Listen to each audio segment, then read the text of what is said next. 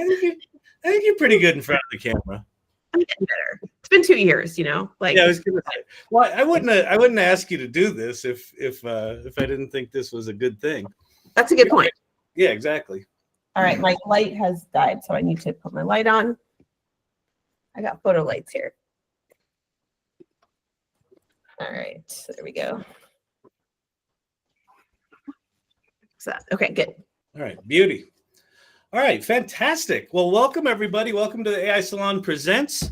Leah and I will be your hosts tonight. I know there's a lot of new faces here. I'm super excited. I'm assuming some of you found us through AI Festivus, AI for the rest of us. And if you found us other ways, that's great. We'll get started here. We'll talk a bit about the salon. But Leah, good to see you. How's Shannon? Great to see you. Great to see you. It's been a bit since we've been on camera together, although AI Festivus was a delight. I love watching it. It was a surprisingly active event. I think as you and I talked about, like we thought it would maybe be 30 or 40 people showed up, and it was not that. It was not that. It was not at all. Yeah. Where were you? You were off somewhere, weren't you? I was on Sanibel Island in Florida. My best friend from my childhood has a house there. She lives there full time and works in Fort Myers. And me and my kids went down. My kids are both away at school, so it was like a week together with my kids, which I get very excited about now. So we were very busy having a beach vacation. And then there was the AI Festivus as kids were coming and going from the beach. And yeah, it kind of took over. Well, so what did you do? So over the holidays, like, did you completely de-AI your brain? Did you where are you? How are you coming back to 2025? I do a lot of locking off during the holidays. Like I go just sort of away from the tech, right? I sort of turn everything off. And I have slowly, I got back to work last week. I had a shoot last weekend. And so I sort of went back on my computer and I'm logging back in. And again, was very happy to wrap my shoot up on Sunday on Long Island. And I had a 5-hour drive back to Massachusetts. And I uploaded my photos and I had my AI editor do all the editing, do all the culling. By the time I got back to Boston, I was edited and I gave it another hour of sort of zhuzhing and making it better today. And there's AI for you. AI in action. So that was great. That's awesome. And I think that was about as much of AI as I've done. As you know, so for new folks, I am the co-founder of the AI Salon, and I love the community. I love running a salon. I have mixed feelings about AI sometimes, and sometimes I am super pro and super excited about it. And other times I am like just grabbing my film camera and like going out and how analog can I be? So I go back and yeah. How about you, Kyle? Besides AI Festivus? So for me, AI Festivus, I'll talk about it tonight, but I feel like we as members of this community, but I think the world is in the middle of a transition around AI. And I think it's got to do with not focusing so much on the tools and really focusing on a lot of what we talk about here, which is like, who are you and how are you, what do you want to do to self-express? What do you want to do to share who you are with the world? And I think that ultimately becomes the most important thing. And I think what we get to do in this new world is really ask ourselves the question, if I could do anything, what would I choose to do? Wow. And that for me is profound. And so I'll talk about that in the context of Festivus and why I think that it represented part of that shift as well. But I think we're in a remarkable moment right now as we move from AI or these cool new shiny tools to something much more profound. So that I'm super excited about. I've been thinking about that a lot with so Mondays and Thursday, usually Monday, Thursday mornings, we do a journal and prompt, a half-hour kind of little creative nibble here at the salon. And the whole idea is that we're getting our voices into our prompts, and so that the work we're making is our own. That reminded me of what you just said. Like, if anyone can prompt and anyone can make work, how do we start to make work that's in our own voice? And that could be creative work, that could be a company, that could be a project. I think that is where AI, I think that's what 2025 is really going to be about. And I think we're going to feel that as the tools become more accessible and easier to use and more people are using them. Well, and I think one of the mysteries of creating stuff is how do you get your work to rise above the noise? And especially in a world where AI can make all the stuff, what's going to rise above the noise? And I think what it comes down to is who's got a vision, because what AI will effectively do is raise the bottom. Like the crappy work will be better than it is today, but it'll still be crappy work relative to the good work, right? Well, what's the good work? That'll be people who are really, putting themselves into it. That's the stuff that'll rise above. And that's the stuff I'm really excited about. So. And I think that's been the creative world forever, right? I mean, that's a long time ago that when I'm making pictures and they're a little bit off and a little human and a little strange and a little messy, and they're in my voice, people, that's what it's all about, right? And so as artists, as creators, how do we let our own human voice, human, into the work we're making, and how do we use these tools to make work that's even more human? Exactly.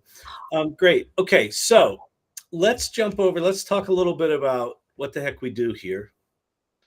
So one of the things we talk about at the AI Salon, we used to call this the journey to AI literacy, and we've got a thing coming up that's a training on AI readiness. We've actually shifted labeling that from AI literacy to AI readiness. Mm-hmm. And I'll talk about that in a bit, but the journey is basically play first, mindfully create, and generously lead.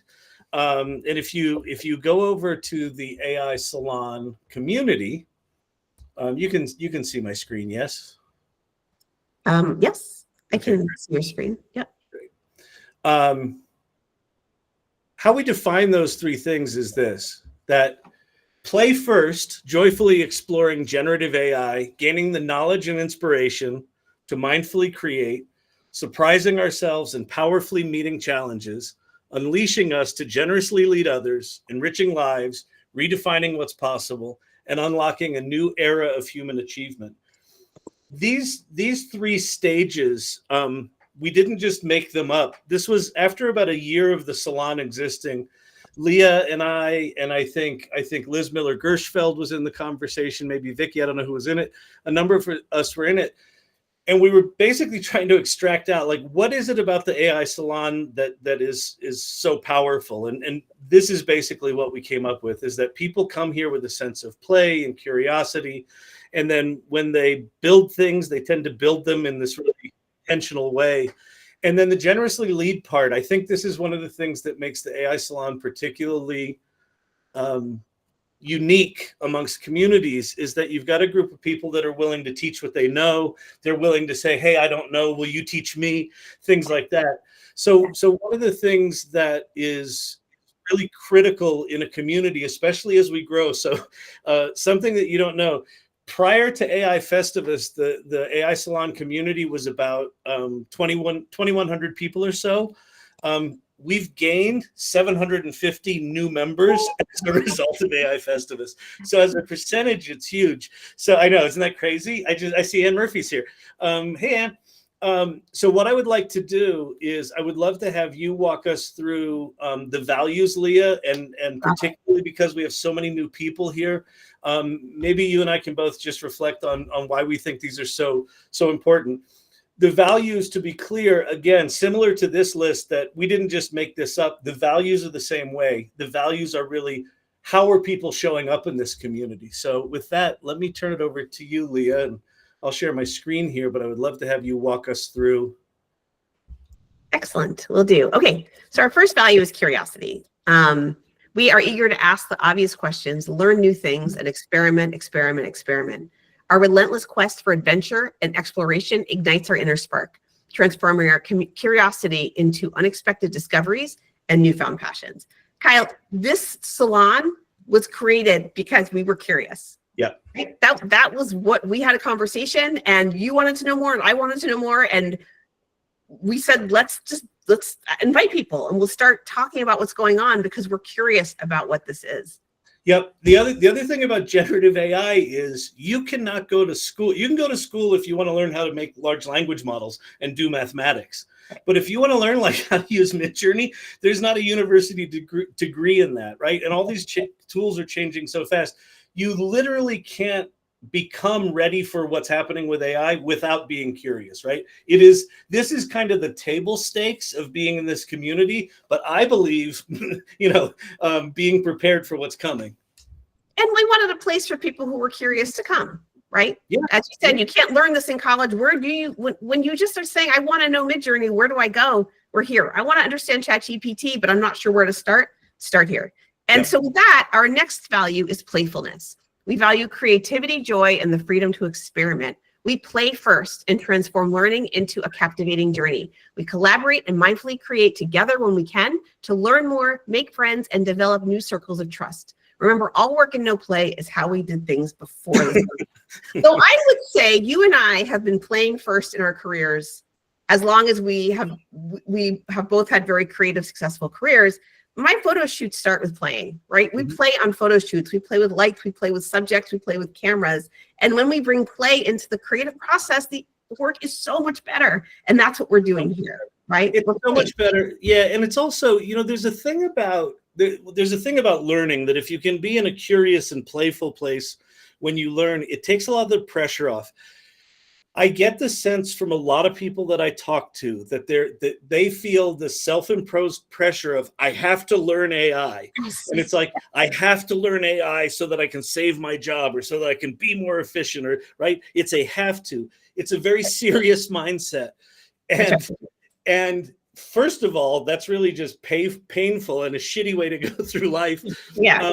But also, it's an incredibly frustrating thing to do when you're trying to learn something that's changing all the time, right? And that there's not a real clear answer for, well, which thing is better? Is Midjourney better than DALL-E, better than Ideogram? I don't know. Depends on, right? And so having a playfulness is, one, it just makes this community much more enjoyable, but I think it's also a great way to learn in this really nebulous phase of generative AI. And I think it's the only way to learn, right? There's so many tools coming out so fast all the time that it's a lot more fun if we say, okay, how are we going to have the most fun today? What would be the most fun to play with? And start embracing that joy. All of a sudden, AI becomes an opportunity that I don't think feels like an opportunity when it's done out of obligation, because fill in the blank, right? Exactly. Okay. Empathy. We are respectful, inclusive, and kind. We value diverse perspectives, recognizing that our differences make us stronger. We accept that people might be afraid and angry, and we work to understand them. We actively practice gratitude and acknowledge the efforts and successes of those around us. Humans matter. Yep. This one's fairly straightforward. My thoughts on this one, Leah, is it would be a very easy thing for this community to kind of judge people who are afraid of AI or angry about AI.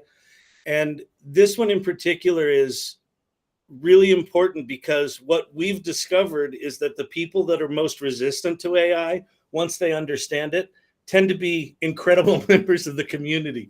But if we are in any way judging them and saying, oh, you're a jerk for being afraid of AI or mad at it or whatever it might be, like this one feels really important to me just in general. But I think specifically with AI, there's a lot of emotion around it. Yeah, absolutely. And I think understanding people's emotion is important. I also think that what makes us human is our ability to empathize with other people. And I think something you'll hear us talk a lot about is how AI actually makes us more human, right? And so for me, I think a lot about what can I do that AI can't do? Who am I that AI can't be, right? And something that AI can't do is empathize.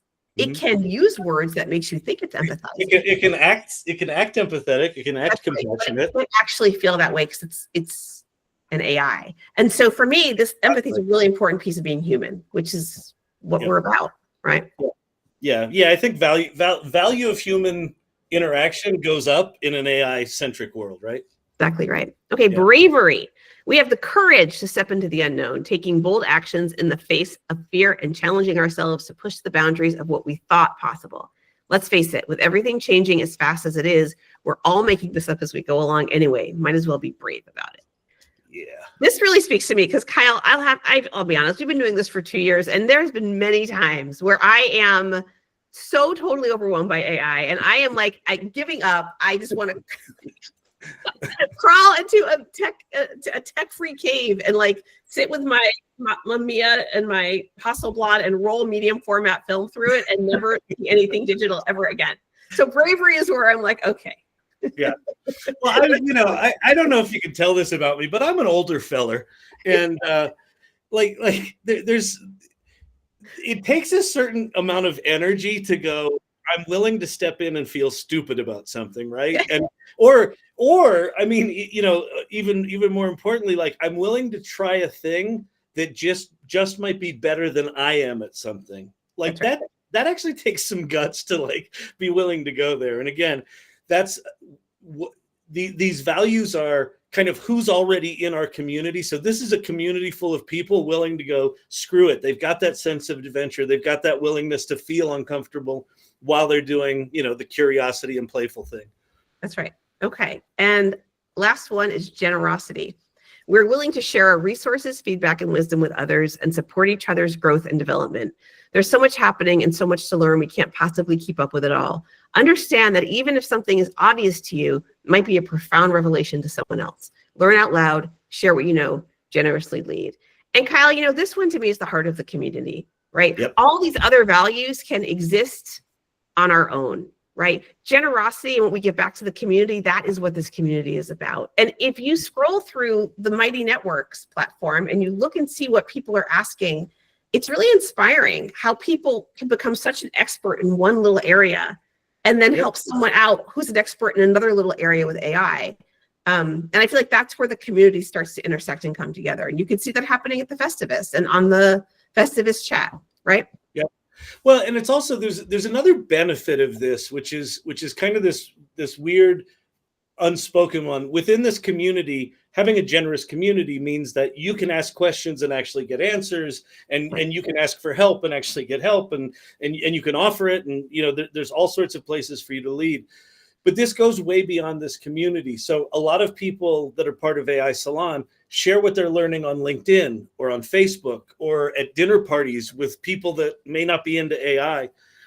And what I've seen consistently over the 2 years that we've been doing this is those people that put themselves out there are often the ones that survive job cuts, right? Because people know that they know AI, or they're the ones that after, months of their friends going, stop talking to me about AI, all of a sudden their friends are saying, hey, can you help me out, right? And so there's just something about this that as more and more people learn that AI is not going away and they've got to deal with it, if you're out there as someone, generously sharing, there's going to be a lot of opportunity for you because of that. Absolutely. So. I wanted to ask, so for folks, you just heard our values and you go scroll through and look at the Mighty Networks, drop in the chat which value speaks to you and why. All right. Something that you've experienced with one of these values around AI that's happening right now for you. Yeah, that would be great. Yeah, please. Yeah, put your thoughts in here. Which one resonates and why? Curiosity, playfulness, empathy, bravery, and generosity. I think that's a great idea. Yeah. Okay, good. So where I am right now is on the AI Salon's Mighty Networks, our community site.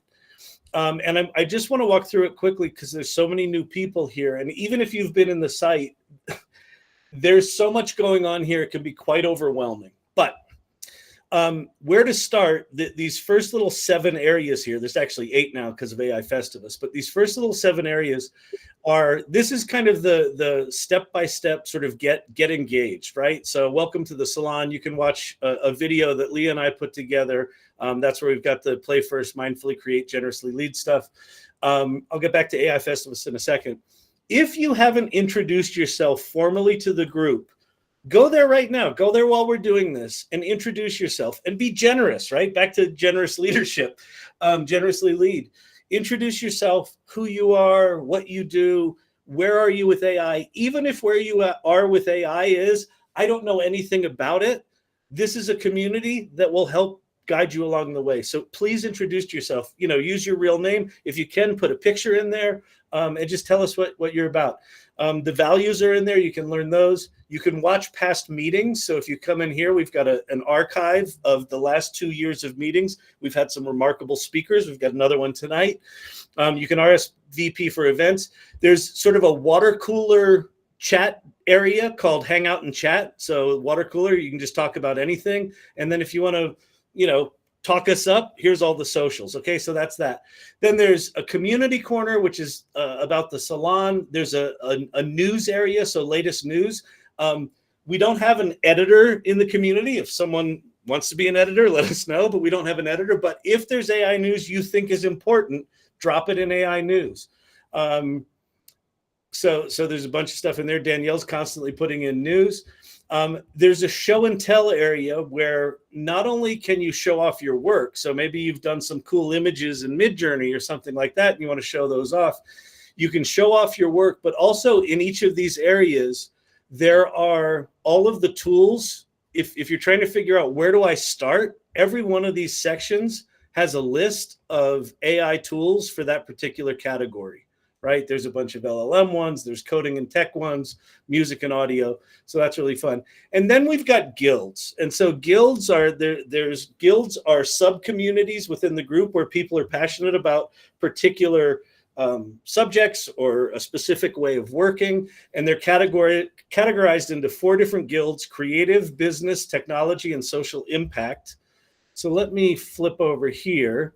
And what I would love to do is have anyone who's a guild leader, a member of the salon that wants to give an update on your guild, or why people should come and hang out with you guys and what's going on, or if you have something coming up.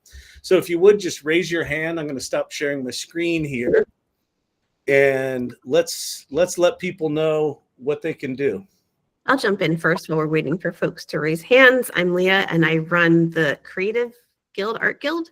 CJ's also here, so I hope he can jump on and share some of the cool stuff he does.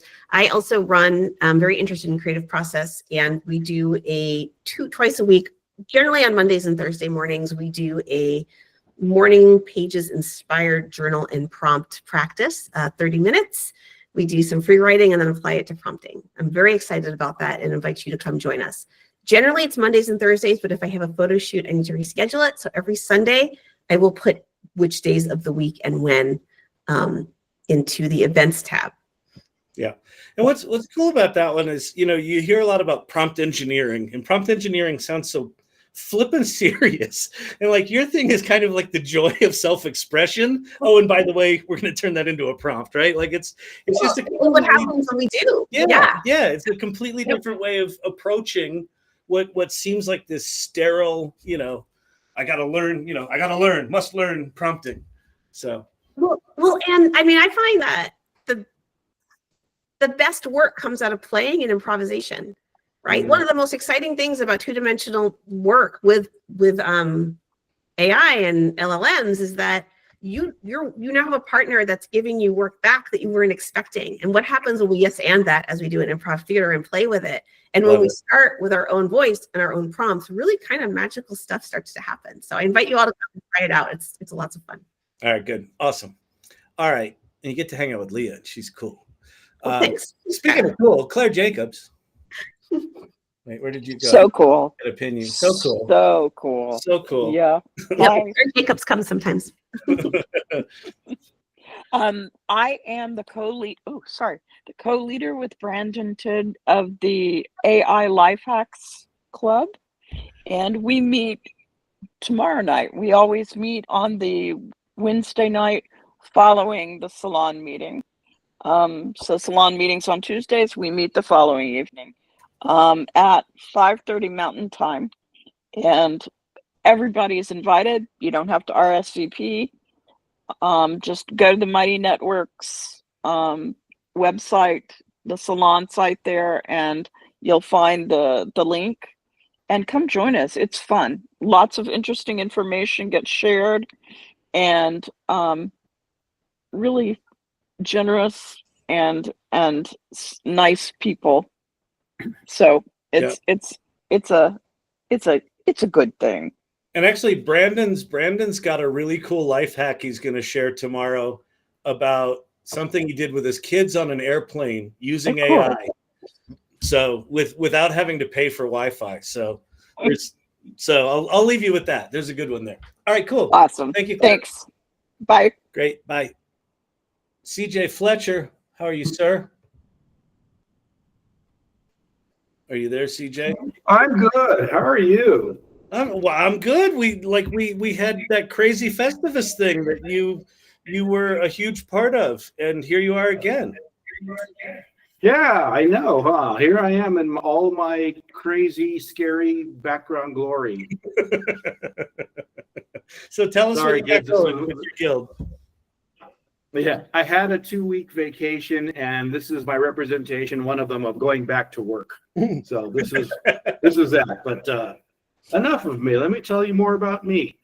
So I get to have the honor of hosting the conversation on the culture, La Cultura, which is a place where we can have more representation when it comes to BIPOC issues in the AI space.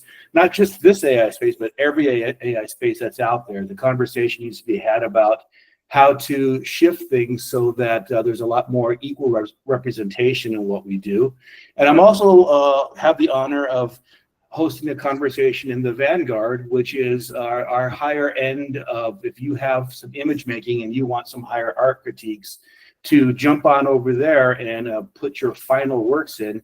And we as a core group really get into the nuts and bolts about the image that you've created, and just really kind of go hold each other's hands as we put our final art pieces together. They're both really nice spaces, I think. I really enjoy being there, and I look forward to having a lot more people request to come in, because the applications are a little open right now. So I'm taking a few more of the people in. So come on over and let's have some good, serious conversations. And before we completely quit here, I'm going to turn it over to my compatriot, Jane. Hello. Hello. Hello. My name is Jane. I am the leader for the Writer Circle. And I really loved what Leah was just saying about playfulness and creativity, because that's always where it starts. Of just kind of messing around and playing around, and that's in my mind like the best way to jump in and learn something. So we have, for the Writer Circle, we're going to be doing for 2025 some kind of like workshop, kind of in the spirit of Festivus, of things where I'll be demonstrating some topics to really focus on, just kind of learning and showing what you can do with it. For January, I believe it's going to be I don't have my calendar in front of me, but like the third week of January, we're going to be doing time management for creatives. So I am somebody who works full time and does my creative work on the side. And so just some kind of tips and tricks for, how you can use ChatGPT. I typically use ChatGPT for, helping you become more efficient with your work and kind of managing your time a little bit. I'll be jumping on the mining networks to kind of introduce myself. I'm also one of the co-leads for the Vanguard with CJ, and the Vanguard was inspired by just my time in creative workshops and getting feedback, and just how that made me a better creative. So hope to see you guys there. That's awesome. Thank you, Jane. My idea of creative management is you just work 16 hours a day, right? That's it? Isn't that it? No, I should probably come take your class, Jane. Cool. I noticed that Karen, you have a question. You have your hand raised. I thought you were doing introduction, so I was going to talk about the project. No. Right now we're just doing creative guild leaders. We have the third week, the third Tuesday of the month is what we call the meet and greet, the AI Salon meet and greet, and that's where we'll do intros. Okay. Terrific. Vicky.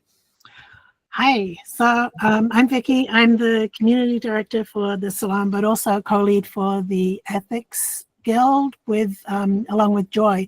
And I see Joy's here, but I have a feeling she may be at work, so she might not be able to speak. So I just wanted to let you know that this is in the future, but January 30th, we are having a guild meeting with Daisy Thomas, and many people who, well, everyone who attended Festivus was not able to see Daisy's presentation because she was sick at the time. So she's better now, and hopefully she'll still be better on January 30th. And she will be presenting advocating for responsible AI in your community. So we would love everyone to come and join us for the missing talk. That's beautiful. Thank you so much. Awesome. All right, great.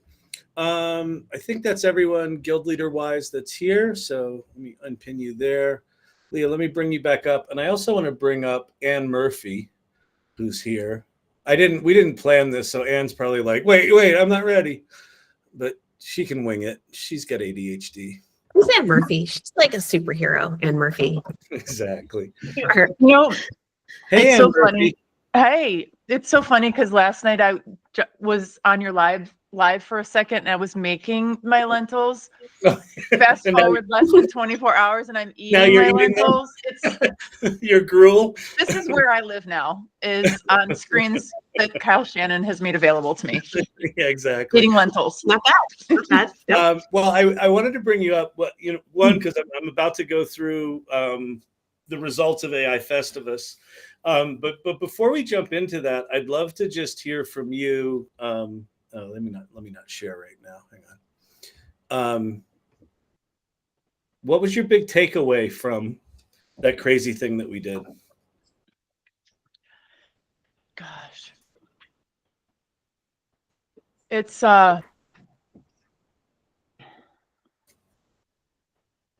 just that kindness is the most important currency. Mm. That's it. Because there's no way that any of it would never have worked in any other community where people don't care about each other, hadn't built up all the goodwill that we all have, helping each other, being there for each other, witnessing each other going through this metamorphosis, right? Bringing each other into each other's communities. All the ways that we've all shown up for each other in the past couple of years allowed us to pull off something that doesn't make sense that you could do in a short period of time, that doesn't make sense without a ton of paid staff, that has every reason to go wrong. Any moment, everything should have been falling apart.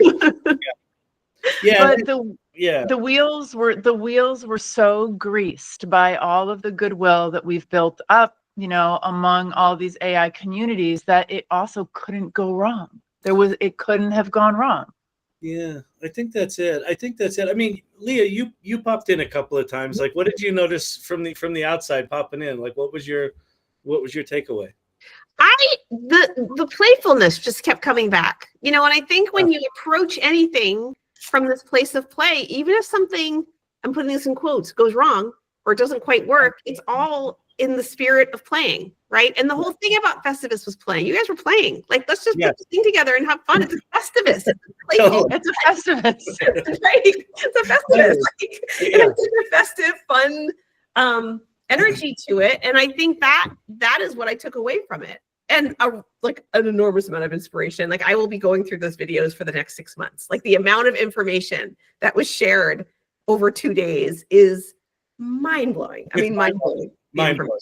Yeah, and mind-blowing. So. If you forgot, so let me just share my screen here. So in the AI Salon, there's the AI Festivus space. And so we still have a vibrant chat going on. So there's a chat area, there's a show and tell area, which this was kind of specific for the event. But if you want to share something there, you can. If you want to share, more officially, go to the show and tell areas down below. But the third area in the AI Festivus space is the resource list. And what this is here are all of the sessions, all of the video sessions.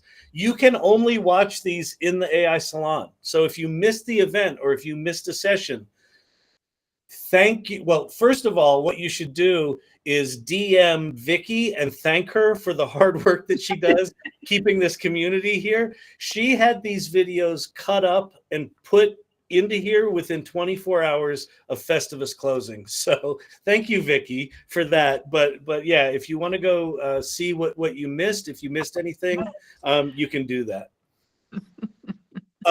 Okay, so let's go through some numbers here, because I think this is just, it was absolutely amazing. So if you missed it, AI Festivus was a 2 12-hour days. It was a workshop-a-thon where Anne and I reached out to just, our friends from a bunch of different communities and said, hey, are you willing to just come talk about what you know? We had 34 people say yes for 23 spots. So, but here's what happened. We had 3,200 people registered for this event. More than 2,300 showed up at some point during the thing. We had 546 average concurrent attendees, right? So at any point, in the day, we averaged 546 people watching these sessions. 87 countries were represented, 950 from the US, 650 from the EU, 450 from Asia. So really from all over the world, truly a global event. Not like two people in Australia. Sometimes you call something a global event. This was a truly global event. As I mentioned before, we got more than 750 new members of the salon. And Anne told me today that more than 600 people said they were interested in volunteering for either She Leads AI or for the AI Salon. And then the other thing that I thought was really important in this, one of the things that Anne and I asked all of you to do, all of the people that came as attendees to do, is please support the sponsors. They're not just doing it, for kicks, right? They've got businesses to run. We got feedback from our sponsors that they saw dramatic spikes in traffic and interest. So I thought that was just awesome. Anne, anything you'd like to add just on terms of the sort of success of the event? Well, 0 assholes, as far as I can tell. So true. I mean, that's probably the most important number to put up on that board is, to our knowledge, 0 assholes. To our knowledge, 0 assholes. It's so true. I'm just kidding. No, it was awesome. That's awesome. Okay. So this was the thing I wanted to take away. My big takeaway was, I think that AI Festivus was just what I'm describing. It was humanity on display. It's kind of what you just talked about, Anne. Here's the shift that I feel we're in the middle of. When you and Anne and I last year on this same weekend did this thing called GPT for Good, where this new tool had come out and we're like, we're going to teach you how to use this tool and we're going to make GPTs for nonprofits. And while it was for nonprofits, it was really about learning how to make GPTs. It was about learning how to use a tool. We had 34 out of 34 speakers did not lead with talking about a tool. To a person, every one of them just talked about, well, here's who I am, and here's what I'm trying to accomplish in my life, and I played with all these AI things, and here's the thing I do, and here's how I do it. And for me, that said that people in these communities that were a part of this event are starting to internalize AI. They're starting to internalize AI as a thing that can allow them to be who they really are, to amplify their humanity.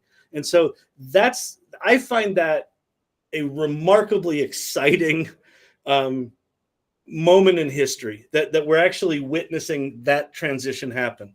And I think anyone who are part of these communities gets to really really lean into that and just think about who you are and what you want to be when you grow up, right? And AI is going to facilitate that. There was all sorts of activity on the AI Salon in that Festivus space that I just showed you while the event was going on. It was just this vibrant questions and people answering and helping one another and sharing their LinkedIn profiles. And then at the end of 36 hours, after 2 12-hour days of sessions, there was a group of insane people that basically organized an after party and kept hanging out for hours after the thing ended. Ann and I we were just done. We were exhausted. But there was this self-organized after party, and there was just a joy about this event that I thought was absolutely amazing. So did you happen to jump into the after party at all, Ann? I couldn't. I was like, I couldn't look. I couldn't talk. No. Yeah, but so anyway, and then there was hunger for more. So there were a lot of requests for basically a training session based on everything that was taught, which we're putting together, and I'll talk about in a second.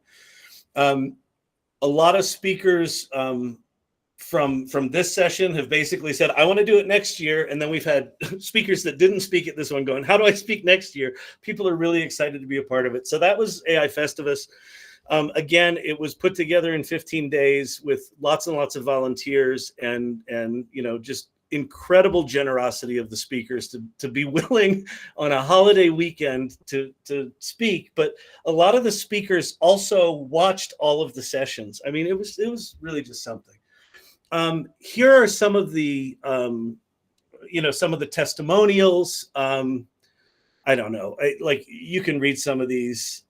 As one of the rest of us, Festivus 24 was inspired from idea generation to inspiration. How could I not leave it wanting to jump right in and experiment, which I think is great. What clicked for me was the speakers being human. Being able to connect with the speakers and everyone in Festivus chat really took me in.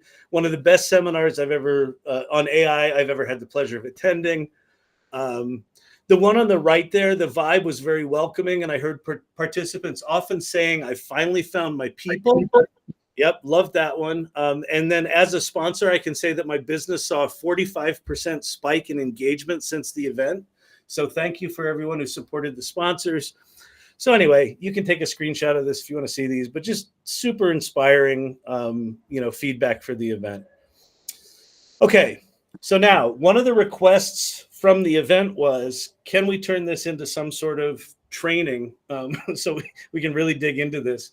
So if you go to areyoureadyforai.com, AI.com, Ann and I, along with Vicky's help to help figure out how we're going to chop up all this information and put it into a really nice training session, are putting together this training. Our target is to launch it on February 1st. We don't quite have pricing locked down yet, but we will. We are going to basically take what happened over the 24 sessions and recombobulate them, recombobulate all of those insights into a curriculum for AI readiness. And again, this idea of AI readiness. So what we were initially going to do was an AI literacy program. And Ann actually pushed back on me and said, literacy doesn't feel right. It feels like too tool-centric. And we got back to this thing that right now, with everything changing so fast, it's actually really hard to be AI literate because everything's changing, but you can be ready. And so the proposed curriculum is we're going to have foundations in AI readiness, what it means to be ready, to be nimble and curious. A lot of the stuff we talked about tonight. We're going to talk about AI in business, AI in creativity, policy ethics and civic engagement, and then practical AI applications. So that's it proposed right now. Again, the target is February 1st to launch this. So if you're potentially interested, sign up at areyoureadyforai.com. And with that, let me jump back over to Ann and see if there's anything you want to say about this crazy thing we're putting together in 2018. No. Can you hear me? Yeah. Okay, I don't really have anything else to say, but I just want to point out, people, that this is how we roll. We don't know, Kyle and I don't know what words mean, and we chose the word certification before learning that certification has certain actual, specific. It's got legal implications. It has, yeah, it's a grown-up word, and So as we sit here, I'm fixing the website. That's good. Yeah, we can't say that it's a certification. You will get a certificate. You will get a certificate. It is not a certification program. That is, you got to join some like ISO organization or something like that if you want to do Maybe that. AI Salon can be the organization you have to join. Like, could it be an AI? Like, if you need to be a nonprofit that has a certification, we could just create that because that's what we do. It is possible, but by February 1st. So we'll do that for the next one. Yes. We're just trying to get it out quickly. But anyway, so that's that. The website is wrong right now, everybody, but by the time we get off the call, it might be right. That's great. All right. Any final thoughts, Ann, on AI Festivus? No, just let's just keep this good vibe going. This was so much fun. And if Festivus 2025, whatever it looks like, is anything like Festivus 2024, like we need to, I don't know, start sleeping now. Yeah, exactly. Exactly. If it grows as exponentially over 1 year as it just did in a year. So for those that are on the call, if anyone was on the call and wants to share their experience of Festivus, feel free to raise your hand. I would love to hear that, and I'll sort of take us off stage here and bring anyone up if anyone wants to talk about Festivus, their experience of it. And if not, I think Melanie just joined us, so we can introduce our speaker. Don't be shy, everyone. Anyone? Ivan. Hello, how are you, everybody? Hello. I was thinking if I can promote this certification, the Ready certification. I work with a group of Latino communities, and I would like to promote that. Okay, great, terrific. Thank you very much, Yeah. Mark Prensky. You're muted. Unmute. Yes, I always know that. Thank you. What I appreciated most and what I learned, I just put this in the chat, is that it's just raising all our expectations of what we can accomplish. So that when we pat ourselves on the back, and you should, for having done this in 2 weeks and put it together, it's now the norm that we can put together a conference in 2 weeks. And so this has become, our norms are totally changing. Yeah. And that's what's so wonderful about, and AI is a great part of the reason for it. And that's what I hope we can help a lot of people in the world, especially in my case, young people, understand how much more powerful we are now than we were a year ago or 2 years ago or whatever it is. Great. Thank you. Thank you. I love that. And just jumping off that, Kyle and Ann, if you're still here, I'd love to hear about how AI made it possible. Like, how did you pull together a conference in 2 weeks, and what were the AI tools that made it possible for you to do that? Like the how of it. Want me to say a couple things on that, Kyle? Yeah, I do. So thank you for asking, because this is part of the reason, part of this like project for me was to see how much I could accomplish because we are AI first. You know, how conference planning and event planning things could be made easier or better by using AI. And there were a few really specific examples. Obviously, everything related to content was, really, really aided by using AI. So, and with most things like this, like the biggest challenge is always going to be the marketing component of it. So what were all the, looking at personas, how do we speak to different personas? What kind of words are going to be more, inspiring to different kinds of people? Probably one of the biggest use cases for AI was in getting the 34 speakers to do their bios and their write-up. on their talk. And so one of the things, if you've planned events, is really, really hard is it's helpful if somebody gives you a topic, but a topic is not the same thing as the title of a workshop or the title of a talk. And writing the title for a talk is sometimes kind of hard for the person who's actually writing the talk itself. So I created a GPT that would help people write good talk titles, and it would help write the description in the same format for each person, and that included learning outcomes, and that could get them to put their bio in there and have it churn it out in the same format. So I had 34 speakers use the same custom GPT to create consistent branding for each of the different workshops. And if I hadn't done that, I would still be there rewriting talk titles, so that was the biggest one. And one of the interesting pieces of that is you still can't, it doesn't mean that you're going to end up with what you're looking for, because you still have to have the person use it. You have the GPT, but it doesn't mean everybody's going to use it. So then what I really needed was another GPT to find different ways to say, hey, speaker, can you use the GPT? So you had the cat herding GPT? Yeah. The cat herding GPT. It's and then another way that we used it that I'll share that worked out really well was we used O1 to organize the speaker session, the schedule, because we had 34 speakers. Each person had their own different availability. And some had provided it to me in when they are available. Some had provided it to me in when they're not available. Some people adjusted for time zones. Some people didn't adjust for time zones. And remember, there were 2 days. So each person had this algorithm for 2 different days. Multiply that times 34.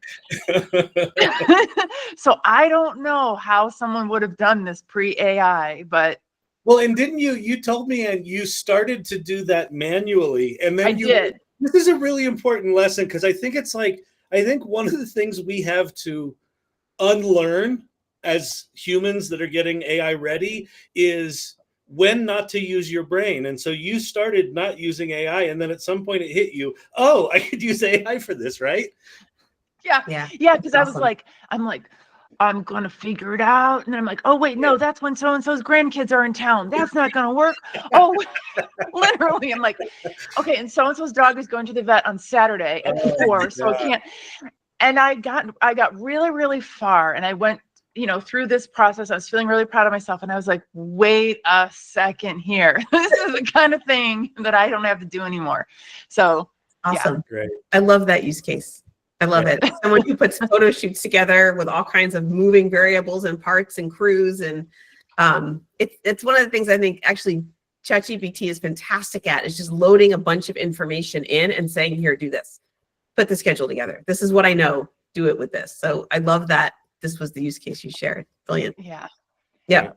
All right. Well, thank you, Ann. Great to see you. Bye. See you, Ann. Okay, so let me share my screen here. Let me get my big fat head off screen. All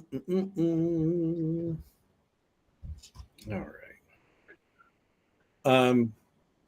We have a bunch of news items that I am going to skip because I want to get to our speaker. I'll talk them really quickly.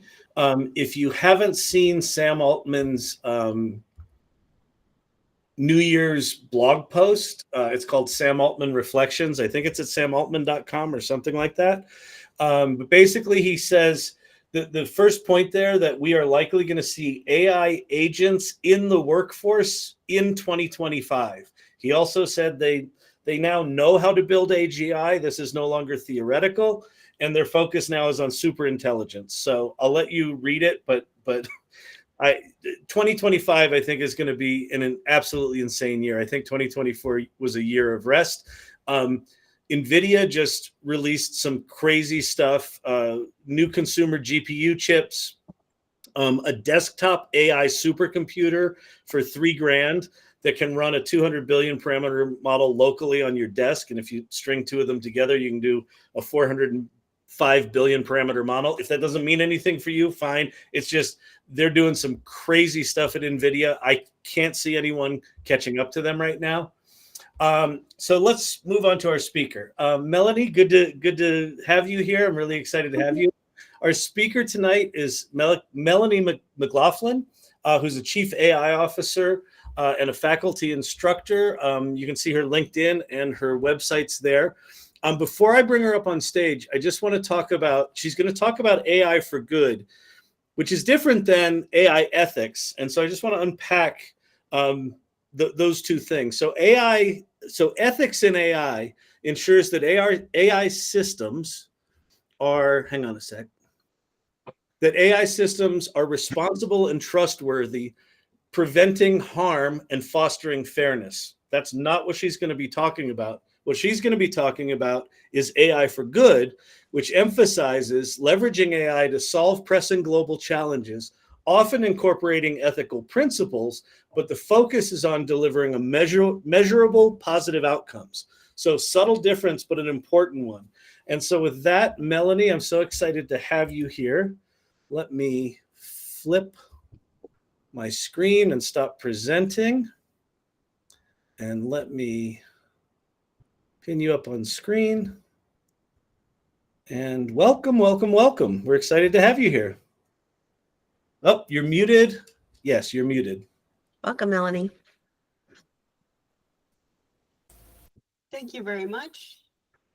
And let's just see if we've got this.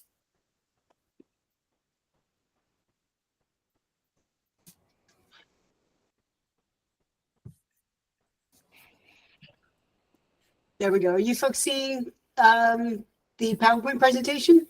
Yep. You have a little window that says you're sharing. That I don't know if you can move that. That's on top of your presentation. Oh, you can see that? Okay. Yeah. If you can just move that, or I don't know. And also, Melanie, your camera on you, we just see from here up. Yeah. There we go. Okay, great. There you go. Perfect. Is that better? All right. We were practicing. Take it away and welcome, welcome, welcome. We're so happy to have you here, Melanie. Really excited to hear what you're going to share tonight. Oh, thank you so much. Yeah, we were trying to figure out earlier how I could see what you guys were seeing at the same time. So I'm glad we worked that out.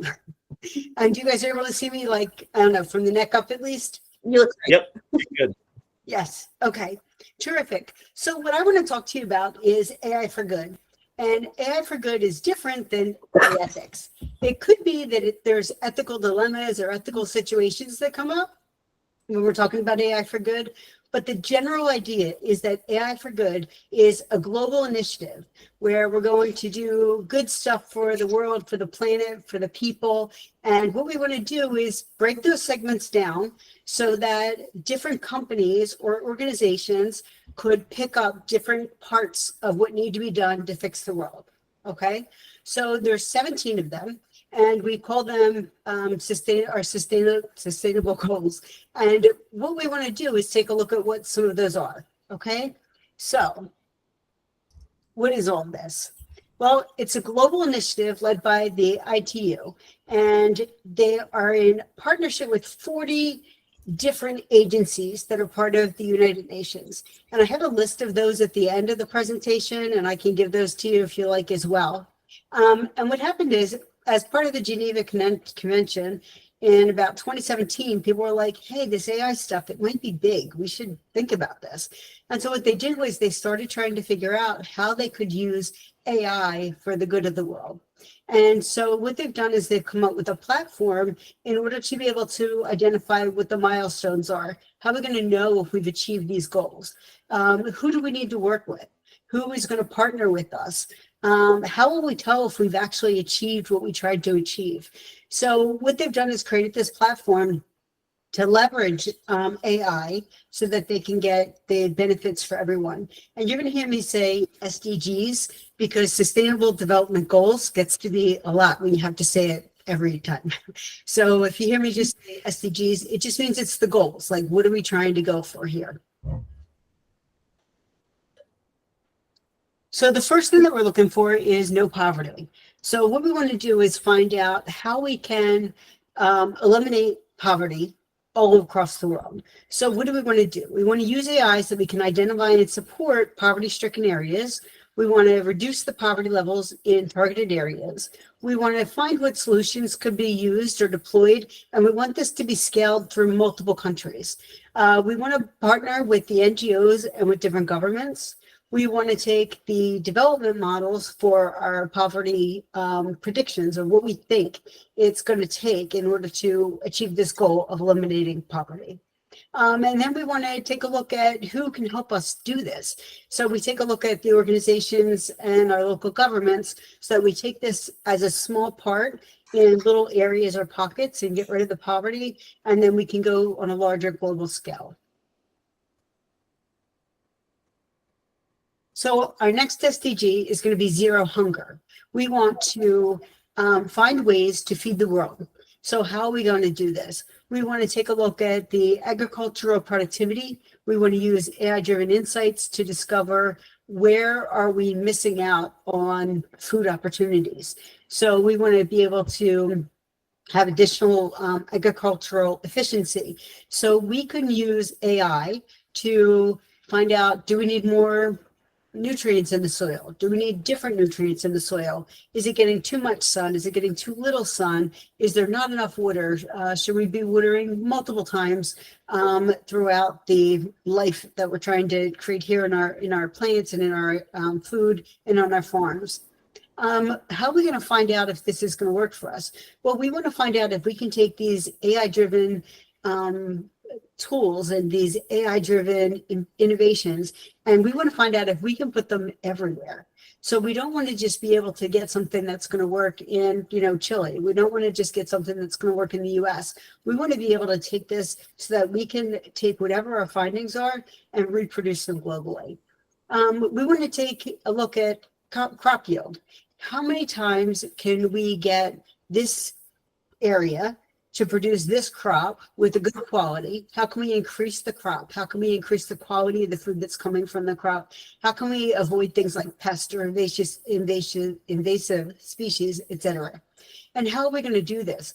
We need to take the information from the farmers as well as the developers of the new technology that we could use. So we want to be able to take a look at our next one, which is going to be for the good health and well-being. So we also want to take AI, and we want to be able to use it to enhance our diagnostics, our treatments, and our healthcare delivery systems. You might find that in some parts of the world, healthcare is just too expensive. And in other parts of the world, healthcare doesn't exist. They just don't have the capacity to do that. They don't have the doctors, they don't have the equipment, they can't train the doctors, or people are in such far away and remote places, they can't get a doctor to the patient or get the patient to the doctor. We want to have enhanced access to healthcare. So we're going to find that when we start to achieve some of the milestones, we're going to start to find that the world gets a little bit better, and it's only going to start in these small pocketed areas that we can get started. We're going to do what's called pilot programs in most of these places. We want to be able to have partnerships with different healthcare providers. We might also be able to take healthcare providers and the models and the education systems that we're using in one location and be able to replicate those in other areas as well. We want to take a look at some additional diagnostic tools. So it might be that in different parts of the world, they have tools to measure different levels of disease. They have different ways to track diseases and health issues that we don't actually have access to right at our fingertips. But maybe they already have it. So rather than us wasting our development time and dollars, what we could do is take what they've already established, learned, trained, developed, and we could use that here as well. We also want to take a look at the collaboration between the medical researchers and those who are doing AI innovation. There's so much going on now with AI, but also with things like robotics. So being able to do remote surgeries, being able to have access to doctors or get a consult from someone who's in another part of the world who may have already seen this particular issue that this particular doctor or healthcare provider has not yet seen. Another one of our SDGs is going to be quality education. So we want to make sure that people are learning and that they're learning the stuff that they should be learning so that they have access to additional information, that they have access to the new technology that's coming out, that they can learn better so that we don't have to worry about things like learning disabilities being a hindrance to productivity in the future. How are we going to work with this? Well, we're going to have to engage with the schools, but we're also going to come up with adaptive learning scenarios, adaptive learning systems, adaptive learning opportunities. So even if you look at the Khan Academy, they are finding ways that they can use AI in order to develop custom learning plans for individual students. So no longer is it just going to be this student gets in this classroom, so they get this education. It's going to be that each student could have tailored education. So it makes it much more efficient, but it also makes it much more equitable so that we don't have people who are getting better education because they live in a wealthier area, which pays higher taxes. So those students get the best in books and technology and buildings, whereas other students in a area that doesn't have as much financial opportunity might be not getting the same education. So the idea is we want to be able to have equitable access to quality education. We want to take a look and see where can we take the learning tools that we have in one area and spread them out everywhere. The next is for gender equality. You know that there's issues in pretty much every country of gender equality. So what we're trying to do is take those disparities in both the economic and the social sectors, and we want to be able to make changes that are going to make everything equitable for everyone. So that's not just even in America, right, where we have differences in pay, and we have differences in quality of life, and we have a lot of differences in even what jobs we consider different people to go into. So if we start to scale the AI tools, we can start to address those inequality issues, and we can make it a more level playing field as well as access for everyone. We can use these systems to identify and reduce bias. So for example, in an HR system, it's possible that our HR system is looking for applicants that are successful in that job, but it might be that they're only successful in that job as a man because that's who's traditionally taken on that role. So it may be that we need to make sure that there's no bias in our systems so that we're not going to keep repeating the same inequalities over and over again. We also want to be able to take a look at what the social impact is if there's a more level playing field for everyone. Transparency goes a long way with being able to determine if the company is offering the same pay for the same job, regardless of gender.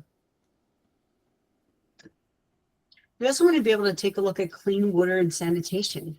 So AI is also being used for water management. How is this going to work?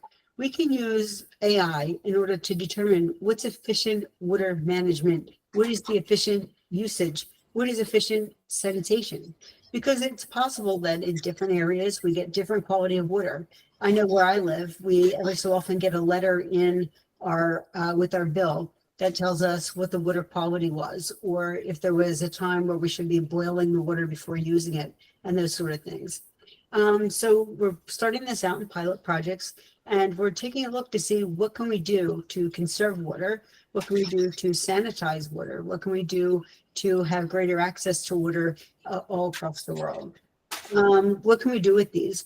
Well, we can work with the governments and the local water authorities to find out, is there something that's contaminating? Is there a building? Is there a organization? Is there a company that is polluting our water? Or is there some runoff rather that is causing it so that we don't have the good clean water that we need access to? How can we identify what's contaminating the water? How can we identify how the water could be in a safer system, and also how we can deliver it more efficiently? The next is going to be affordable and clean energy. We use energy for pretty much everything we do, right? So we want to have energy adoption change through using AI optimization. We want to be able to take a look at how are we using energy now? What can we do to save energy, to reduce the amount that we need, that we take a look at the equipment that we're using, that we take a look at the time of day that we're using, that we take a look at the part of the world that we're using all of this energy and see if we can do things to balance it a little bit. We also want to use renewable energy. So we want to be able to use energy that's not going to just be here. So for example, solar panels, right? Renewable energy source. You could also take a look at our energy grids. Many of them haven't been updated. And also there's many parts of the world that don't have energy and lights and systems such as that. So we want to be able to take a look. And again, this is getting equity as well as making sure that everyone has access and that it's going to work for a long time. Remember, it's going to be our sustainable goals that we're looking for here. We also want to be able to take a look at some of the energy needs that are across the globe. So perhaps we can get better sun and get better solar panel collection, the collection of the energy through the solar panels. We could get that better in some areas versus others. I know that there's some issues with the windmills. We have many other options available to us now. Also, we want to take a look at some of the energy providers that are out there, see what their policies are, as well as how are they using the energy and distributing the energy that is available.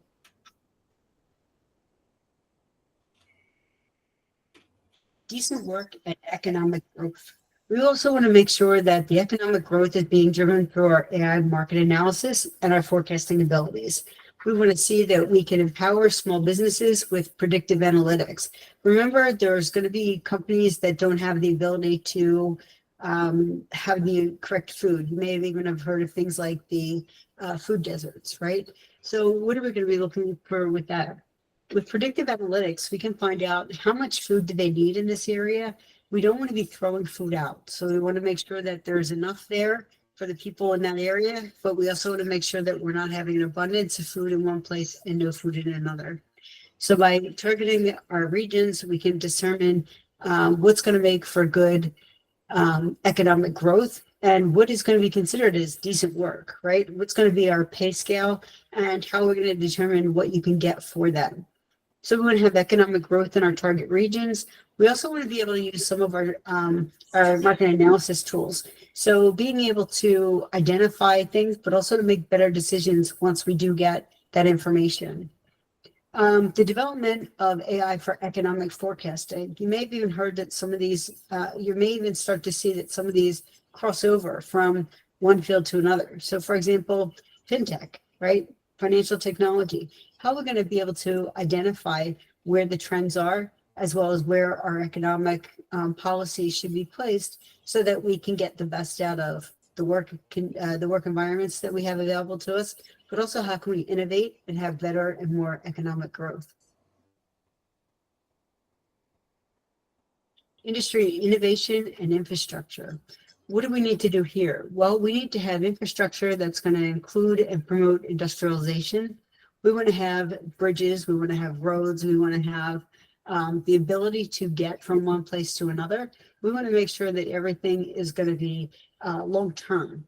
So we're talking about industry, innovation, and infrastructure. We're talking about our long-term options for how we're going to have access to the roads, how we're going to have access to the bridges, how we're going to have access to those remote areas that currently are very difficult to get to. Are we going to need to have more boats? Are we need to have better waterways? Are we going to need to have planes? Are we going to need to have drones with delivery options for us? We also want to have reduced inequality. So you might find that we have AI for social inclusion, meaning that we need to leverage AI to promote social and economic inclusion of everyone. AI systems can be deployed to address systemic inequalities. We can also find that there's decreased income inequality globally. Basically, what that means is that we want to make sure that everybody has enough pay to do what they need to do. And we don't want it to be reduced for a reason such as age or gender or any of the other, I don't want to go listing all of them, but any of the other things that typically we have bias against. So we want to make sure that we have the ability to have equality in all sorts of ways, housing, jobs, And again, you're finding that these are going to start to cross over into the different systems. And we want to make sure that we are producing an environment that's going to allow everyone to be at their best, right?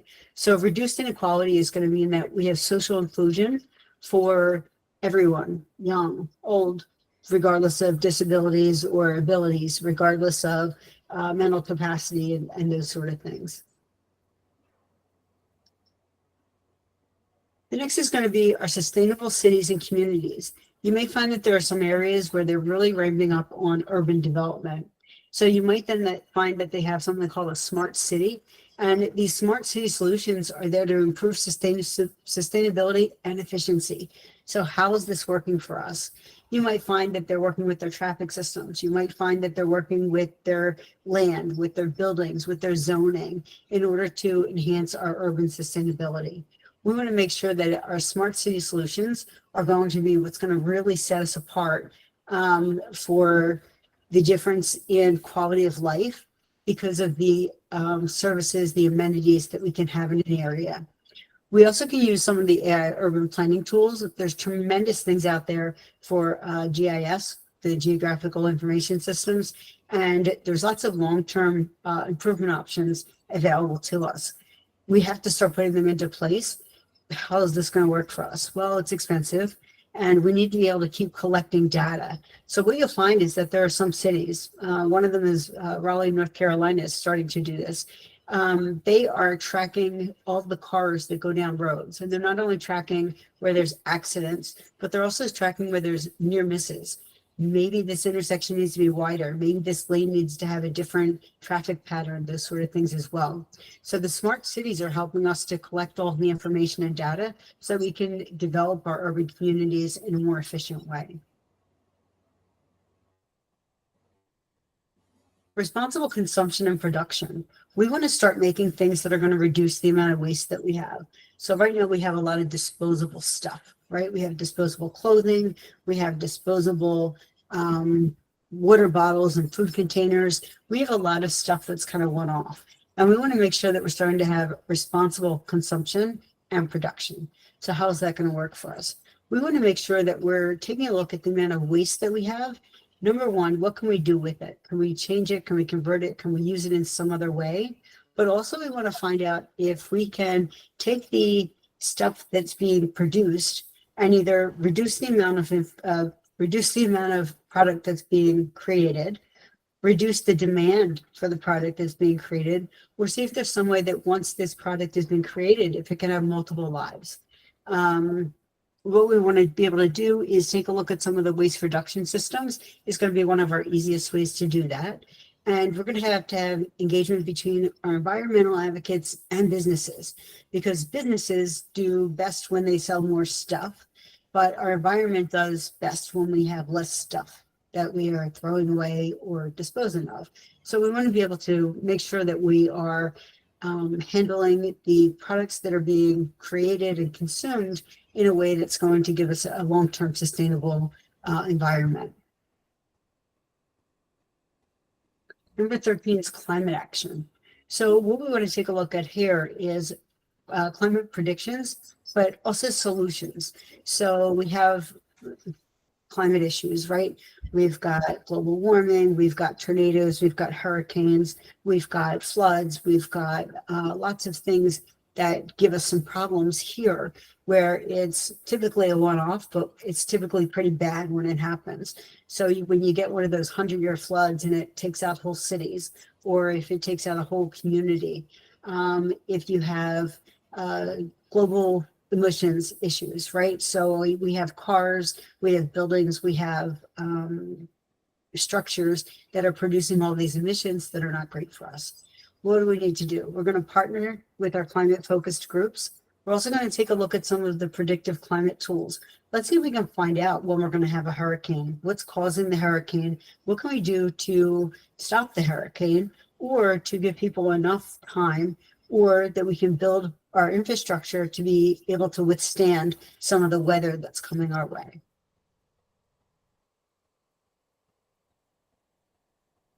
The next one is about life below water. What's happening in our oceans? We can monitor the oceans We want to take a look at the biodiversity as well as the ecosystem. We want to take a look at the marine ecosystem health. We want to be able to take a look at the water. Remember, it's crossing over into the other SDGs as well. But we want to take a look at the water itself, but we also want to take a look at all the stuff that's living in the water. There's plants, there's animals, there's, right? We've got so much stuff that we haven't even explored yet. But now what we want to do is start to be able to take AI and discover new areas. We want to be able to keep track of what's happening. Are we having a different behavior in our animals, in the fish? Are we having issues with food scarcity? Are they leaving one area because the water is getting too hot or too cold? Those sort of things were really an issue for us with our biodiversity. We want to make sure that the life in the marine world can be maintained.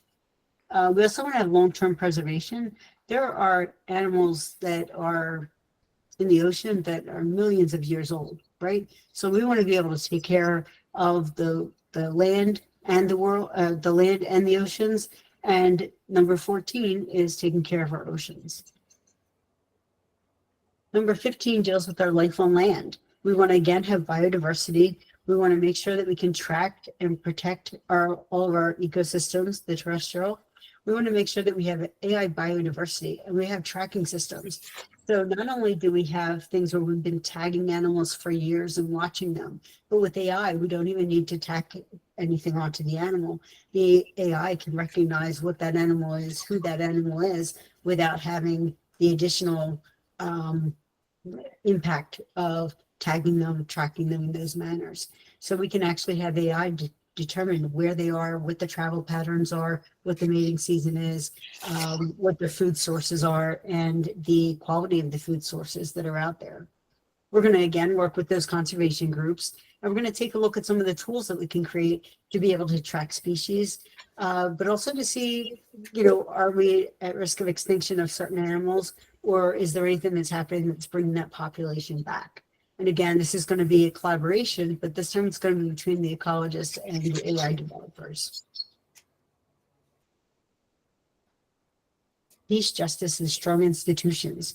We want to make sure that we are going to be leveraging AI for legal access and reducing the inequality in the justice systems. It's been shown over and over again that in our justice systems, that two people could commit the exact same crime, be found guilty of the exact same crime, and the punishments could vary greatly. Not only from one area to another, but even just from one judge, one attorney, one prosecutor to another could be a very large distinction in what happens to the people who are accused or who have committed a crime. We want to make sure that we have legal transparency. What this is going to mean is that we can see, okay, this person has these things that have happened. This person has been charged with this particular crime. What is the punishment that they're being given or assigned? And what can we do about what can we do about the sentence or about the judgment being equal across the same crime, the same circumstances? What can we do? Well, with all the technology that we have now, AI can start to analyze those cases. It can take a look at the transcripts. It can take a look at the people who were involved. It can take a look at the people who were charged with the crime, innocent, guilty. Were they innocent, but they were found guilty in the court, but then found innocent years or decades later? So we can take a look at these AI systems, and this will be very big in the legal system. Again, it's for that transparency so we can say, okay, look, if you look at this case and this case, if we take out either the gender or we take out the race or we take out whatever other biases might be in there, it's possible that we see these patterns emerge very quickly and we can get right into them to make sure that they don't continue. Our legal institutions are kind of set up in a way that different areas have different rules, different laws, different things that people need to abide by. But what we could do is have the AI determine whether or not there's a benefit to whatever it is that is being put out as the punishment there. This could also take a look at our justice system and find out, what are our best chances for rehabilitation, or what are our best chances for not having someone become a repeat offender? What needs to be in place? What safety nets need to be there so that this person doesn't need to go back out and reoffend in the same way?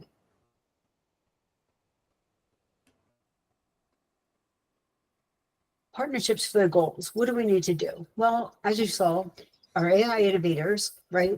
You guys need to be aware that these situations are going on and that there are people and there are organizations and there are companies who are looking to start to solve some of these global problems that are out there. What can you do? We can have increased global collaboration. We can have scalable global projects and partnerships. We can collaborate with multiple stakeholders. So you don't have to just confine yourself to just working with the ecologists. It's quite possible that you solve some of these SDGs going from one industry into another. So it's quite possible that we need multi-industry collaboration in order to solve some of these really big problems that we've had. We also want to take a look at the organizational structures that could be through international partnerships, but also locally as well. The next thing that we want to take a look at is some of the timeline of the events of 2024. So when I first started talking to you, I told you about the 2017, when this kind of got started and got kicked off at the Geneva Convention. So for 2024, what they wanted to do is come up with the canvas of the future. And this is where they started to come up with some of the artwork that's going to be determining what's going to be happening with all these SDGs. They started to evaluate the phase for the evaluations of the canvas of the future evaluations. They made the announcement. They're going to be presenting at the AI for Good Global Summit, which we'll talk about in just a moment. They also took a look at the summit.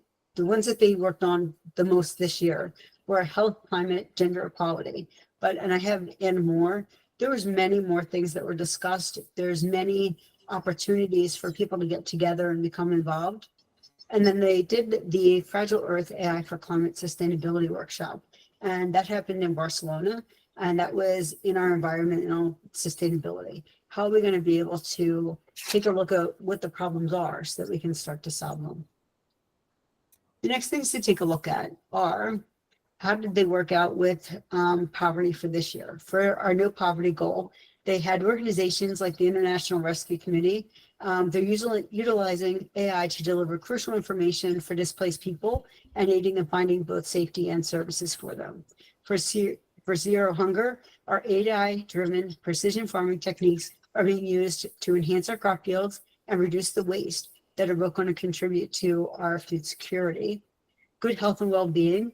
AI is now aiding in early disease detection, optimized treatment plans, and expanding access to medical services through telemedicine. Education is number 4. Generative AI projects are enhancing and personalizing education for affected children by developing AI capabilities in local languages. The gender inequality is being handled by efforts that are ensuring AI systems are designed to promote gender equality and prevent bias in the systems. The clean water and sanitation, AI technologies are currently being employed to monitor and manage water resources efficiently, ensuring access to clean water everywhere. Affordable and clean energy, AI is optimizing energy use, contributing to environmental sustainability. AI is working in economic development by enhancing efficiency in various sectors, contributing to economic growth. There's a little bit more on that on the website. I'll point that out in just a moment. Industry innovation and infrastructure. AI is being utilized to develop sustainable infrastructure that's promoting inclusive industrialization. Remember, as some of these start to cross over, you find that they're missing one component that's going to move them forward. Reduced inequality. AI is being used to bridge the digital divide and promote inclusivity. The digital divide means that the haves have and the have-nots have less. So if you didn't have access to the internet, well, then you probably don't have access to AI capabilities. So the digital divide is getting wider. Our goal is to decrease the amount of space in that digital divide. For our sustainable cities and communities, AI is aiding in the development of sustainable cities by optimizing the resource management as well as the infrastructure planning. Companies like the Winnow use AI to help food businesses reduce waste, promoting responsible consumption. Responsible consumption and production doesn't work just with food, but it also works with products that we use as well. Our next one is going to be the number 13 for climate action. It is currently being used to monitor and mitigate climate change through data analysis. Our life below water is AI technologies are aiding and monitoring marine biodiversity and promoting conservation efforts. AI-driven wildlife monitoring is helping to protect the biodiversity on land. Our peace, justice, and strong institutions is being handled by enhanced transparency and accountability in public procurement and project monitoring. And our last one is partnerships for the global goals. The UN, United Nations, is urging the establishment of inclusive institutions to regulate AI, emphasizing the need for global cooperation. So that was the update for this year for what's already been put in place and what companies and organizations are already currently working on. If I take a look at the next table here, here are some of the companies and what they're currently working on. So Microsoft is using AI for Earth. They're addressing the environmental challenges. Google is working with the social good, AI tools for disaster prediction, as well as healthcare. IBM is using Watson for social good and for disaster response and healthcare. OpenAI is researching on safe and equitable AI applications. DeepMind is using AI for protein folding to accelerate medical research. The company NVIDIA is using platforms for sustainable farming and healthcare imaging. Salesforce is using AI for environmental sustainability and gender equality. Intel is using it for accessibility and education initiatives. Accenture is using it for poverty alleviation and public health. The UN is using it for disaster response and climate resilience. Amazon or AWS is using it for water conservation and disaster recovery. Meta is using it for education and digital inclusion. Baidu is using it for language tools for education and accessibility. Tencent is using it for healthcare and rural development in China. Alibaba is using it for sustainable e-commerce and logistics. SAP is using it for supply chain optimization and efficiency. Oracle is using it for public sector resource management. Siemens for smart cities and industrial and smart cities and industrial and automation. Bosch is using it for mobility and environmental monitoring. Hewlett Packard for education and equitable access to technology. Adobe creative tools and inclusive design. Spotify for cultural preservation and music recommendations. Zoom, accessibility and virtual communications. Verizon for disaster recovery and network optimization.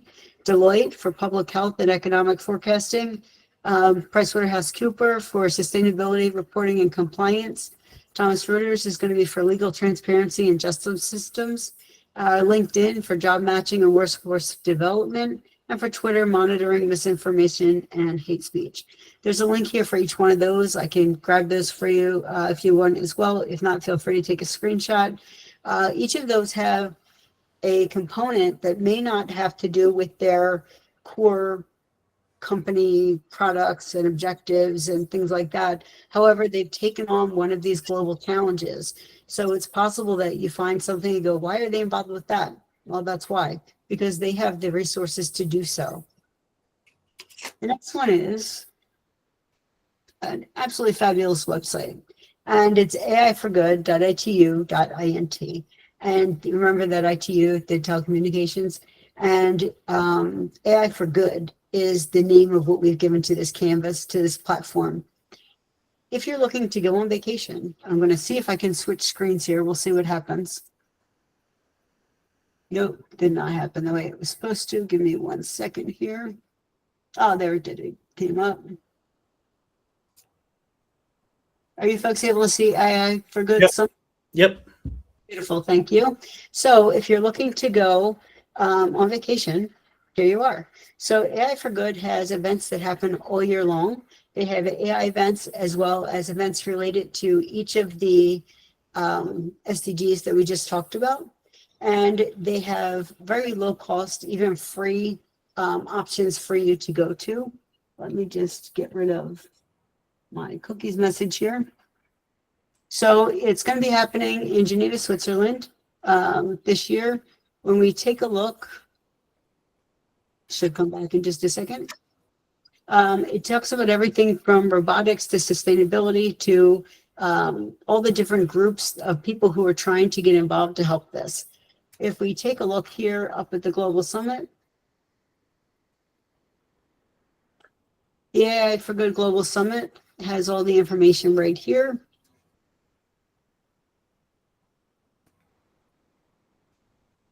%40 off for your early bird discount. You can also go free. So if you go to the tickets here, for a free of charge, you could get a general pass as an in-person free event, the summit. What you get access to is limited. You're going to have access to the center stage. You're going to have to the different levels of workshops and things like that, but you're not going to have all the goodies that come with a paid pass, right? So the leader's pass is about $3,000 CHF. The gold pass is $890. The general pass is free of charge. And as well as there's a free option for viewing it virtually. So if you can't get there in person, you do have the option for the virtual pass. And you have the option to subscribe so that you can get more information on these goals, that you can get more information on companies who are participating in this. You can also take a look at some of the other AI events that are occurring.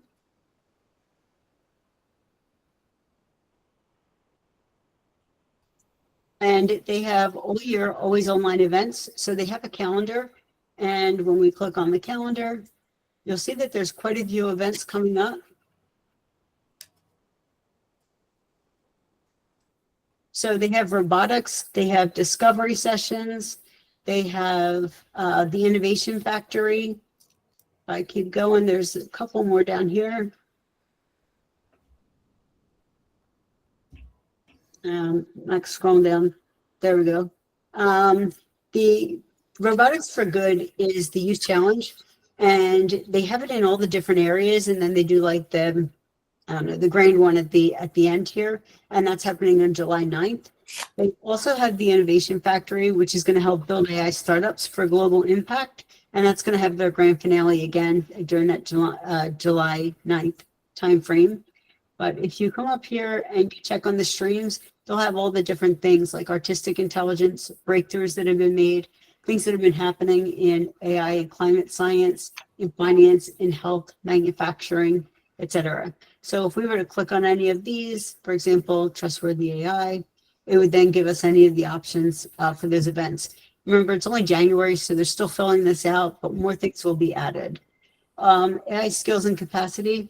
If you want to take a look at some of the AI for Good impact initiatives, you can click there. You can also take a look at the AI Skills Coalition, AI for Good, Innovate for Impact, and the Standardized AI Readiness Framework. So they give you quite a few resources here, as well as the events that are available to you. For the AI standards, you can take a look at the ITU. They also have online all the previous year's reports, so you can see what progress is being made. We also have AI governance.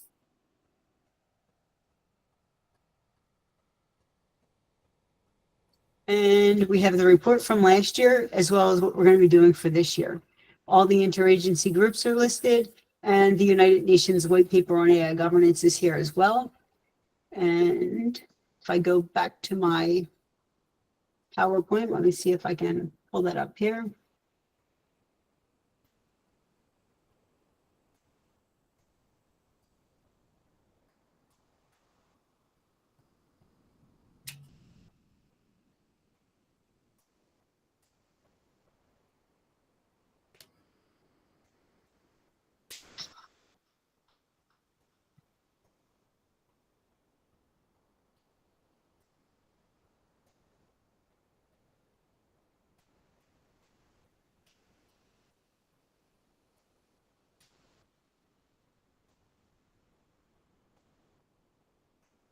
Okay, you should see that again. Yep. Beautiful, thank you. And I think that I did okay on the time. I forgot what time we started, but I think we're kind of close. Yeah, we're right on time. Oh, great. Thank you very much. So, does anyone have any questions, or have you heard of AI for Good before? Is this something you're interested in? Is there anything that was, you know, really piqued your interest and you might want to get involved in working with that? Melanie, perfect. Melanie, I would love to just jump in. Thank you so much. There's so much amazing information here. I would just love to hear more about you, your background, who you are, what inspires you, and how you got to this place. I think what's exciting for me about being part of this AI community is that we all have backgrounds in something else and then ended up here. And so I'm really interested in your journey and how you got, you tell us a little more about who you are and how you got to be doing what you're doing and where your curiosity comes from. It's funny. I started working in emerging technologies before it was a word. It wasn't like a field or anything. And I often say that I taught your grandparents how to use a mouse and a keyboard. So back in the day, your company, you guys went away on a Friday and I would come in on the weekend and I'd give you a computer and I'd put a little yellow Post-it note on the computer button that said, press me. And that was kind of what we did. That was like how you got a new computer and how you became, you know, electronically capable, I guess we'll say, in that era. And then from that, we started going, maybe we should teach people what to do with this stuff we just gave them. So at that point, we started teaching Windows and mouse and keyboard skills, and then Word, Excel, Access, PowerPoint. And then a couple of years later, the internet came along. And with the internet, we had search engines, and we had portals, we had email and web pages and e-commerce, and then SEO, SEM, and then we had social media. And then about 12 years passed and nothing really happened. And then AI popped up. And so it was just a natural thing to end up going right into AI and learning and discovering as much as I can. And then really just trying to teach it to as many people, trying to get it out to the masses that this is going to be big. Remember when everybody said the internet wasn't really going to stick around? Yeah, it didn't age too well, right? And pretty much the same thing is going to happen with AI stuff. So we want to make sure that people are ready for it. We want to make sure that we're taking advantage of it so that we get the best out of it, right? We want to make sure that we are going to be using AI for good, right? We want to be able to help as many people as we can. Things are going to change with employment. Things are going to change with our work. Things are going to change with our relationships among people. So we really want to make sure that we've got, a handle on what AI is and what the capabilities are and how we can use it to our benefit as a society. Yeah, that's great. Let me, sorry, go ahead, Leah. I just want to say thank you so much. You're doing amazing work. And I feel like it really speaks to our vision as a salon as well, right? So you are making AI accessible for everyone. And then how can we put it into action that really can make the world a better place? Really cool. Yep. I agree with you 100%. Can't wait to see what happens. I know, it's great. So I see I've got two hands up, Mark and Linda. If you have a question, feel free to raise your hand. I'll call on you. One quick thing before we get to the questions, I'd love to know. You've got in the audience here a bunch of people that likely have skills that, you know, could contribute to a lot of these projects. I mean, there seem to be, this is very ambitious, right? So there's a lot of opportunities. What's the most direct way, if you've got people on the call right now that are looking for employment and maybe have these skills, what's the quickest path for them to get connected with these projects where, you know, they might be able to contribute? I put up a list of, I think it was maybe like just 30 companies, but if you search for AI for good, that's like the real term, right? Got it. So it's AI for good. And the word that usually follows that is initiatives. Okay, perfect. AI for Great. good initiatives.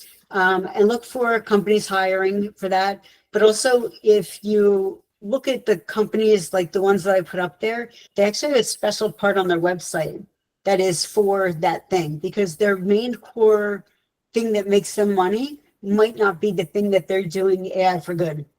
Right? Got it. So it's Perfect. possible that they're putting their funding in another location. Love it. Great. Okay, Mark Prensky, question for Melanie. Hi, thank you, Melanie. That's really good. I've been following this for a while, and I've also been following the SDGs for a long time. And the reason the SDGs we have not gotten as close as we want to them. In fact, some people think of them as epic fails. Is not because we haven't had the techniques. It's because people get in the way, and people have greed and racism and abuse and belligerence and bullying.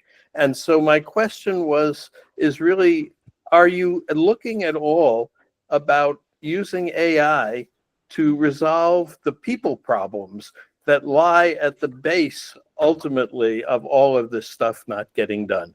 Are there ways to do that? Are you exploring that? I'm not personally exploring that. However, that is definitely a valid point.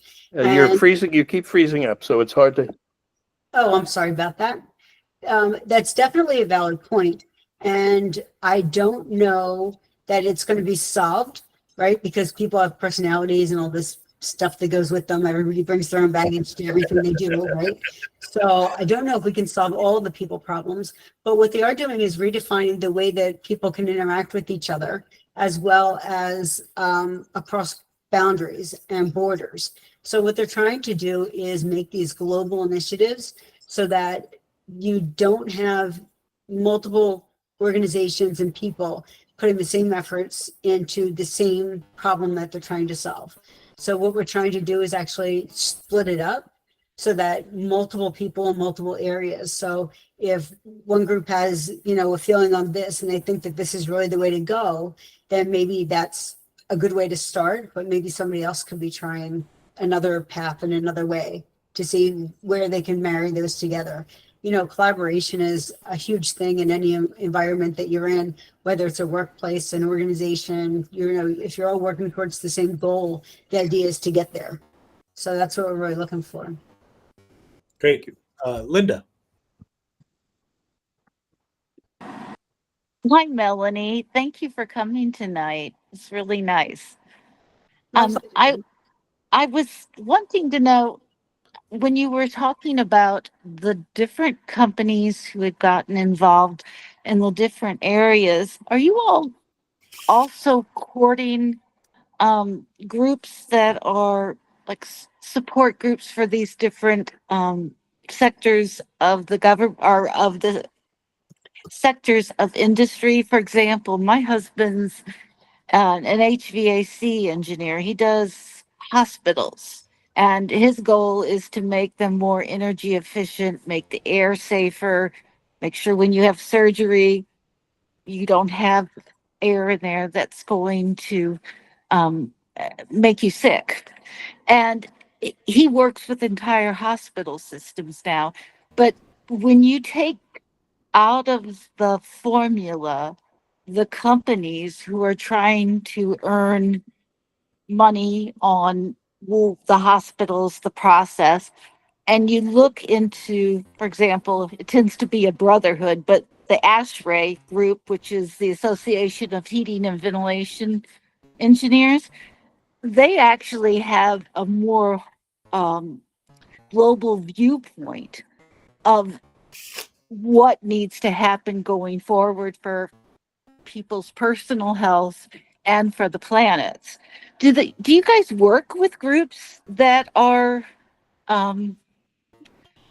for one of a better word, the brotherhood of engineering? So I'll just put this out there that I don't work for AI for Good. Okay. It's a global initiative.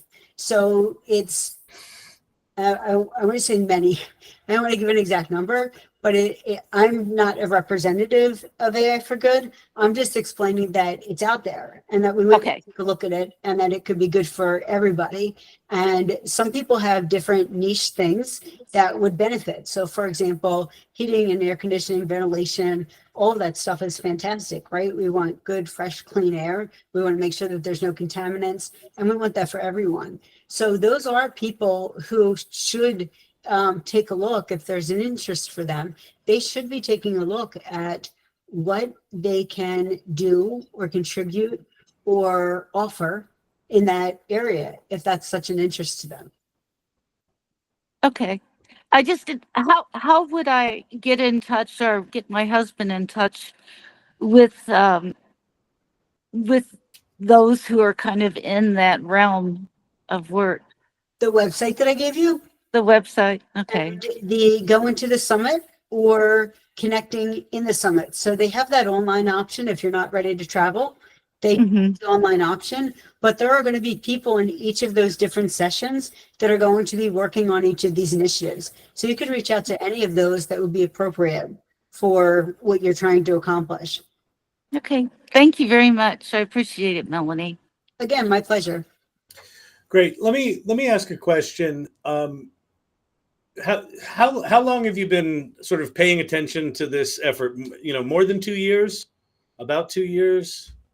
I ended up, let me think, probably about 2 years. It was in January, so probably 2 years actually. Okay. I had to think about it. I was going to ask if there was a different with these initiatives before generative AI, before the launch of ChatGPT or after, but let me sort of redirect the question slightly.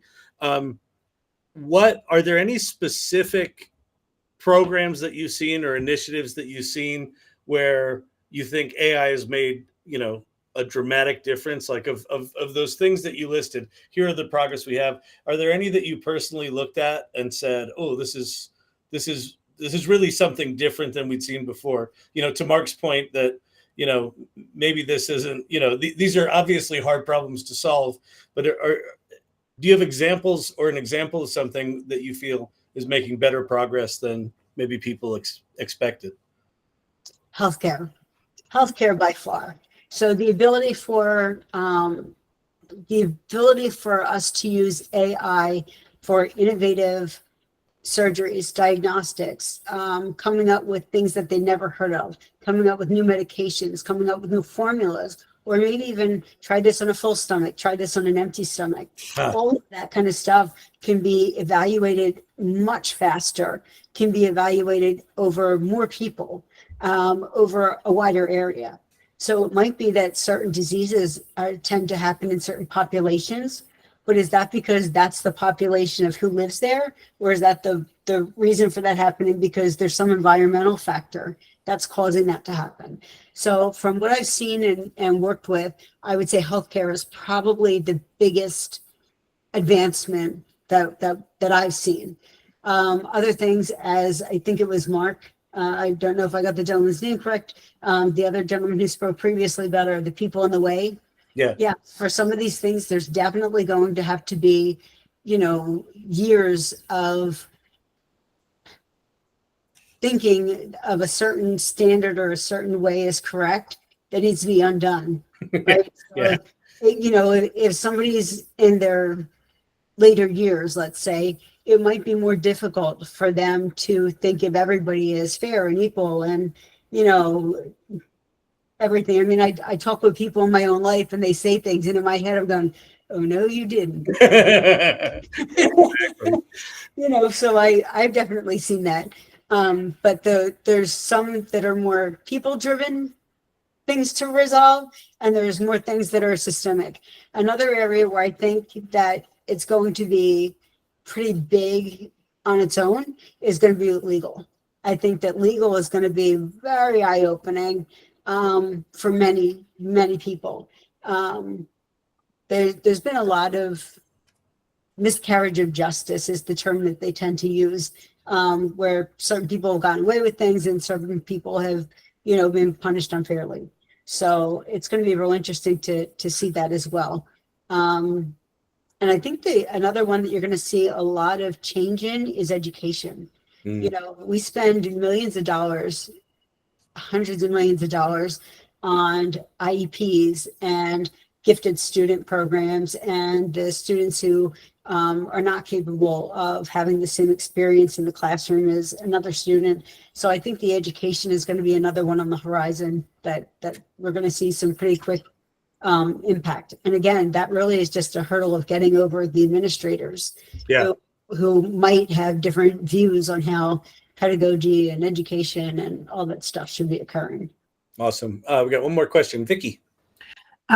this has been an awesome presentation, and I have so many notes I don't even know where to start digging in. But Kyle, I wanted to make sure we didn't let Melanie get away without her helping us pick a winner for our survey T-shirt. Terrific. So what we need you to do, Melanie, is I need you to pick a number between 2 and 19. How do I pick one that hasn't been chosen before? I know, right? How about number 11? There you go. Number 11. Whoever's number 11 on the list. Kelly Kemp. Kelly Kemp. T-shirt. T-shirt for you. Yes. Awesome. Fantastic. Well, Melanie, thank you so much for your time. This was really enlightening, and it's all these problems are just such massive problems, and it's exciting to know that there's so much focus on this, and there's so much opportunity for people that are getting an AI clue. So thank you for bringing it to light. I also want to acknowledge Kath Galvin, who's been our speaker coordinator for the past year, and is the one that brought Melanie here. So thank you, Kath. That slot has opened up. If anyone here is interested in helping coordinate speakers, reach out to myself or Vicky, and we will get you hooked up. So thank you so much, Melanie. Oh, my pleasure. It's been fun to be here, and I'm glad I could share all of this with you. Great. Thank you. Awesome. Thank you so much. Okay, so Leah. Kyle, Shannon. The first meeting of 2025 in the books. It's going to be a crazy year. I was thinking about when we started and all the things that were going to happen in the future. And that they're going to happen this year. Yeah, I think it's, and listen, all this stuff goes slower. Just, human beings are slower than, we expect. But I do think this year is going to be quite wild. And again, I think the important thing is don't get overwhelmed with the technology. Don't get overwhelmed with the tools. Really figure out who you are and what you want to contribute. If something that you heard tonight inspires you, go to that website, apply for stuff, and go change the world. Damn it. I like it. Right? Yeah, yes. Awesome. Okay. All right, everybody. Have a fantastic week, and we will see you next time. Bye-bye. Thanks for having me, folks. Thanks, Bye-bye. everybody. Bye. Thank you. Bye. Bye-bye.